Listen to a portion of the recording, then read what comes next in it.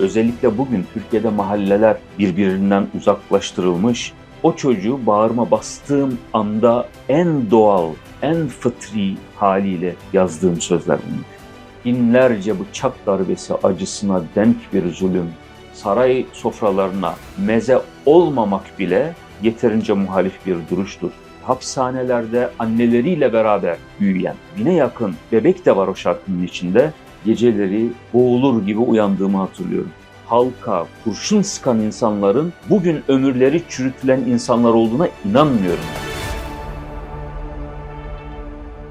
Hollanda'dan herkese merhaba. Bu hafta Tutunanlar özel programında bir sanatçıyla beraberiz.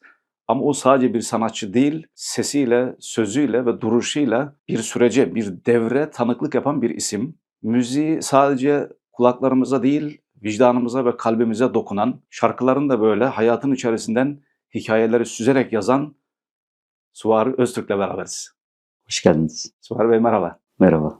Suvari Bey, hayatınızı ben özellikle konuşmak istiyorum. Ama öncelikle şöyle nasıl bir müzik yapıyorsunuz? Müziğinizi bir tanımlar mısınız? Ben müziğimi toplumcu ve gerçekçi bir adalet mücadelesi olarak görüyorum. Yer yer protest, yer yer hüzün akan, bir yönüyle de insanların umutlarını yeşertmeye çalışan ve onu ifade etmeye çalışan bir müzik olarak tanımlıyorum. İsterseniz şöyle baştan başlamış olalım. Suvari Öztürk kimdir? Nasıl bir ailede doğdunuz? Bu müzik yolculuğunuz nasıl başladı? 1981'de Avrupa'da doğdum. Hollanda'da. Burada büyüdüm, burada okudum, hayatımı burada kurdum. Bir gurbetçi, bir işçi ailesinin çocuğuyum. Benim dayılarım Türkiye'de çok güzel bağlama çalarlar, türkü söylerler. Ben hep onlara özendim. Tabii yaş ilerledikçe hemen ilk fırsatta ben de bağlamamı aldım elime. 97 ya da 98'de ilk müzik grubumu kurmuştum ben arkadaşlarla. 17 yaşındaydım herhalde. Öyle bir müzik grubumuzu kurmuştuk biz. Enstrümental yapıyorduk o zaman türküleri. Grup Yakamoz'du adı. Hollanda'nın birçok yerinde, yer yer Almanya'da, Belçika'da sahne alıyorduk festivallerde.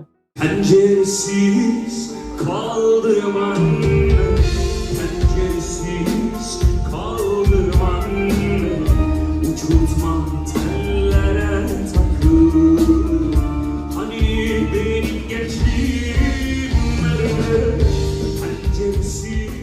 Sanat sadece böyle bir ifade biçimi veya bir eğlence mi? Yoksa bir sorumluluk, bir duruş mu? Sanat icra eden, özellikle müzik yapan insan insanların karşısındadır. Gençlerin ve hele hele çocukların önünde örnek teşkil eder. İnsanlar özenirler ve taklit etmeye çalışırlar. Ama toplumcu ve gerçekçi sanata yaslanan ve o yolda sanat icra etmeye çalışan insanlar bunu bir sorumluluk olarak da görmeleri gerekir. Bir yerde ağlayan insanlar varsa her kesime, her tercihe, her dine, her ırka, her mezhebe aynı mesafede ya da aynı yakınlıkta durup herkesi kucaklayıp insanlık onuru adına bir ses çıkarması gerekir. Benim konserim var, şarkılarımı söyledim, paramı aldım, geçtim, gittim değil. İnadına insanların dokunmaya korktuğu yerlere dokunup inadına bir insanlık mücadelesi mi veriyorsunuz? Bir adalet, bir özgürlük, bir demokrasi mücadelesi mi veriyorsunuz? Bence asıl mücadele oradadır ve o bir duruştur. Saray sofralarına meze olmamak bile yeterince muhalif bir duruştur. Algı operasyonlarına alet olmamak, hükümetlerin nefret söylemlerini diline dolamamak yeterince muhalif bir duruştur bugün itibariyle Türkiye'de.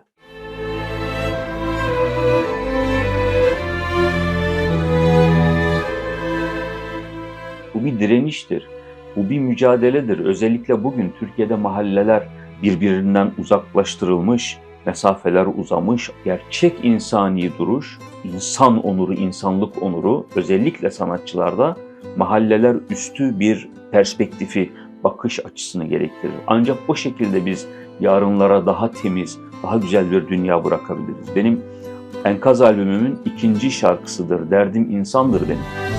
Bir yanım alev alev, yas tutar madımakta. Bir yanım yavrum Berkin ile taşa tutuldu. Bir yanım var masumlarla sürgün adımlamakta. Bir yanım bin bebekle zindanda avutuldu. Dinim sevgi, rengim aşk, dilim vicdandır benim. Bir kalıba sığmam asla, derdim insandır benim. Madımağın ateşiyle sıçrayan başbağlara, erenimi vuran eldi kıyan Ahmet Burhan'a. Bir yanım var ağlar durur her bir dökülen kana ve tüm benliğim barış ister yetti artık canıma. Dinim sevgi, rengim aşk, dilim vicdandır benim. Bir kalıba sığmam asla, derdim insandır benim. Ben bu şarkımda madımaktan bahsediyorum ama başbağlardan da bahsediyorum. Berkin Elvan'dan bahsediyorum, Gezi'de vurulan. Ahmet Burhan'dan da bahsediyorum. Bugün hapishanelerde anneleriyle beraber büyüyen, belki ömürleri çürütülen, belki sağlıkları ellerinden alınan, belki psikolojileri bozulan bine yakın bebek de var o şarkının içinde. Bugün hiç yoktan sebeple işinden, eşinden, aşından edilmiş, Meriç'i geçmiş, Ege'yi geçmiş ve belki orada çocuklarını geride bırakmış insanlar da var bu şarkının içinde. Dolayısıyla bence sanatçının mahallesi olmamalı. Derdim insandır benim. Çok güzel okudunuz az önce. Eyvallah. Peki şarkılarınızı nasıl yazıyorsunuz? Şarkı yazmak benim durumumda planlanan ya da sipariş üzerine gelişen bir şey değildir. Şarkı yazmak benim hayatımın bir parçası. Benim karakterimden, özümden, benliğimden süzülen eserlerdir. Sürgünün Çocuğu isimli bir şarkı yazdım ben. Esma Uludağ 3 çocuğuyla Meriç'ten geçti. Bir video var geride bıraktığı. Vallahi herhalde 5-6 saattir yürüyoruz. Çamur, su. Yani Rabbim yardımcısı olsun gelmek isteyenleri. Allah kurtarsın herkesi. Islanmışlar tamamen. Hava soğuk. Kızı anne dondum, anne dondum diye ağlıyor.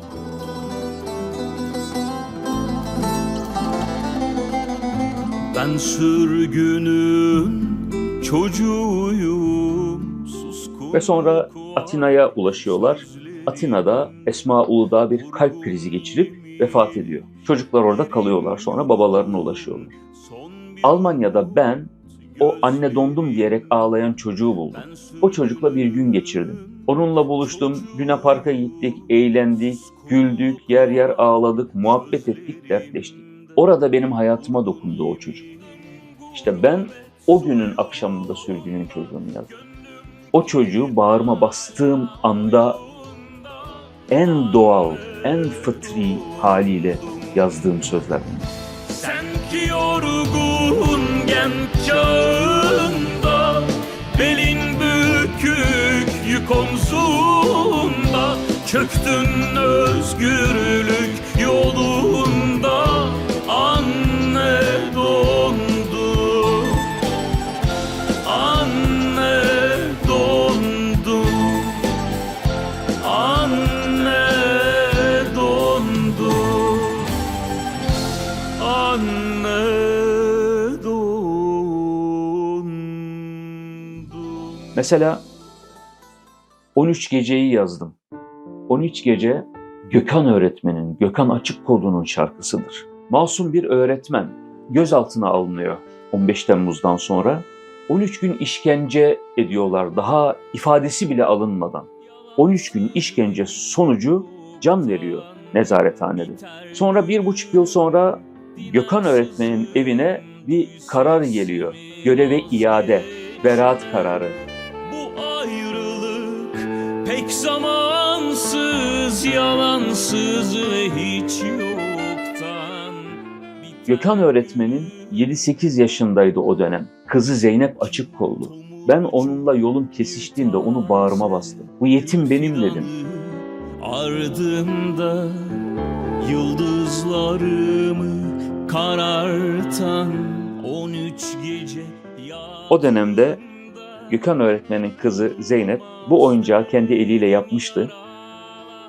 Sonra bunu bana hediye etmişti. Süher amca bunu size hediye etmek istiyorum diyerek. Sonra bu oyuncağı Enkaz albümümün son şarkısı Şafak klip olarak yayınladığımda Zeynep'in bu hediyesini o klipte bir hücreyi canlandırdık. Orada masamın üstüne koydum bunu. Bir mum var, bir kurşun kalemim, bir kağıdım var. Bir de bu at vardı. Orada alıp öpüyorum bunu.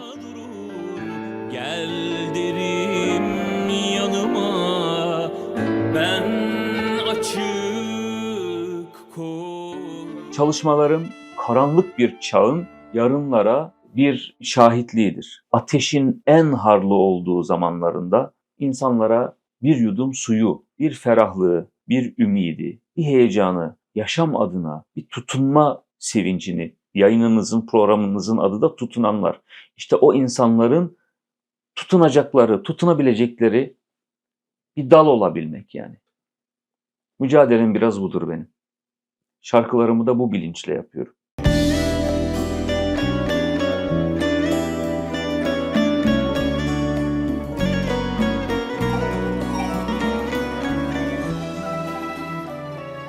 Biliyorsunuz maden ailesi Ege Denizi'nde botlarının alabora olması sonucu can verdiler. Ve Feridun 7-8 yaşındaydı o dönemde. Sosyal medyadaki yorumları gördüm. Biri dedi ki, ne yani dedi, dağda bir teröristin ayağı burkulsa yas mı tutacağız? Öldü, iyi oldu. Büyüseydi o da hain olacaktı, o da terörist olacak. İnsanlık adına kendi vicdanımı sorguladım ben. Bir şey yapmam gerekiyordu.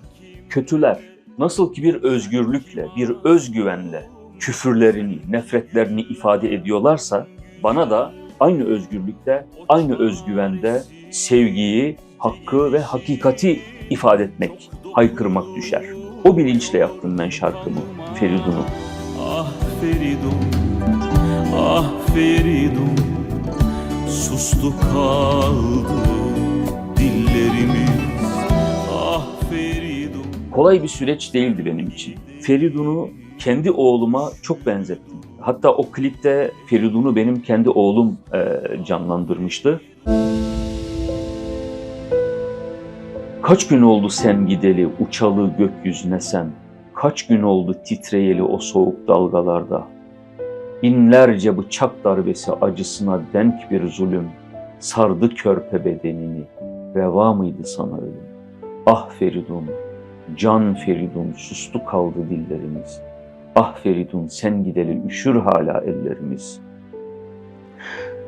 Uzansaydım ellerine, alsaydım seni yanıma. Ziyanı yok, sen yerine ben düşeydim o ummana. Sen ki melek, sen ki masum, sen ki güllerden güzeldin. O çaresizce gidişin çok dokunuyor kanıma. Ah Feridun, can Feridun, sustu kaldı dillerimiz. Ah Feridun, sen gideli üşür hala ellerimiz demiştim o zaman. Bu şarkımı yazdıktan sonra geceleri boğulur gibi uyandığımı hatırlıyorum. Çok dokundu bana. Feridun'dan bahsederken ben artık ona kalbimin Ege sularına bıraktığım yarısı diye tanımlıyorum. 13 gecede Gökhan öğretmenin aldığı darbelere sanki ben almış gibiyim. Esma Uludağ'ın donarak, üşüyerek geçtiği yolda ben de onlarla üşümüş ve onun yığılıp kaldığı yere sanki ben de yığılıp kalmış gibiyim.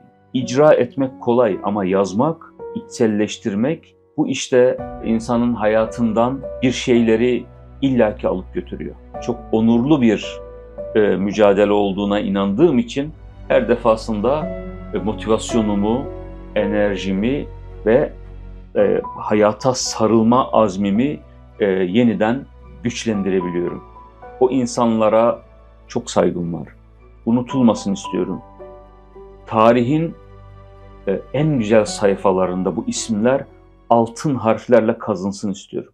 Ha bir düşün ne olacak geriye kalan, bir harabe bir enkaz ve dört bir yan talan. Her işte sahtekarlık, yolsuzluk, yalan. Benim güzel yurdumun suçu ne olan? Her işte sahtekarlık. Gördüğüm kadarıyla hikayeleri gerçekten içinize içselleştirmişsiniz ve dilinizden veya kaleminizden o şekilde o sözcükler çıkmış. Şimdi tabii bu acılardan umuda giden yola dair ne yazdınız? Benim şarkılarımda acıyı görürsünüz, öfkeyi, hayal kırıklığını görürsünüz ama umudu da illaki görürsünüz. Öfkeye dair enkaz bilirsiniz. Hani benim güzel yurdumun suçu ne ulan dediğim, el kadar yavruların suçu ne ulan dediğim şarkımdır enkaz. Cansız soluk bedenler kıyıya vuran, el kadar yavruların suçu ne olan? Cansız soluk bedenler kıyıya vuran, senin hiç Allah'tan korkun yok mu? Çek Git O Halde albümümün 6. şarkısı. O hal dönemindeki yapılan adaletsizliklere bir başkaldırıdır. Çocuklar çaresiz ağlamaktaysa durma bir an daha, çek git o halde. Oralardan bu yol umuda benim albümümün ilk şarkısı. Körperçin'den ve son şarkısı Şafak'tan geçer bence. Körperçin Can Yücel'e atfedilir, o söyledi derler. İşte bölünsün istiyorum. Bölücülükle suçluyorlar beni. Evet bölücüyüm, bölünsün istiyorum. Bir yanda yandaşlar, yalakalar, saray soytarıları, diğer yanda onurlu, gururlu, üreten, vatansever insanlar. Ben Körperçin isimli şarkımda kendimce bu çağın insanını böldüm. Be hey gönlüm, gördün mü hiç ağlatanın güldüğünü? Zulmedip gönül yıkanın huzur nedir bildiğini, yalanla refah bulanın zengin olup kaldığını, namerdin ve sahtekarın yiğitlikte öldüğünü, olmaz deme, olur olur su akar yatağın bulur, mazlum Allah'ım dedikçe zalim zulmünde boğulur. Söyle gönlüm, duydun mu hiç Körperçin'in koktuğunu, aşk yoluna baş koyanın başka yola saptığını, ömrünü feda edenin mala mülke taptığını, hak dost deyip inleyenin bir düşmanlık yaptığını. Olmaz deme, olur olur, su akar yatağın bulur, mazlum Allah'ım dedikçe zalim zulmünde Bu Körperçin ve albümümün son şarkısı Şafak benim gözümün nuru dediğim şarkımdır.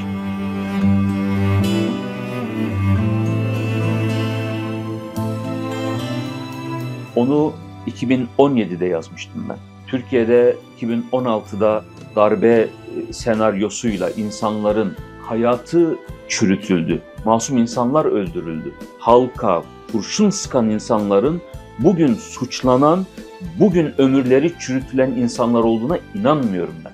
Ben de kendimce en azından tavrım belli olsun. İşte Şafak'ı ben o dönem yazmıştım.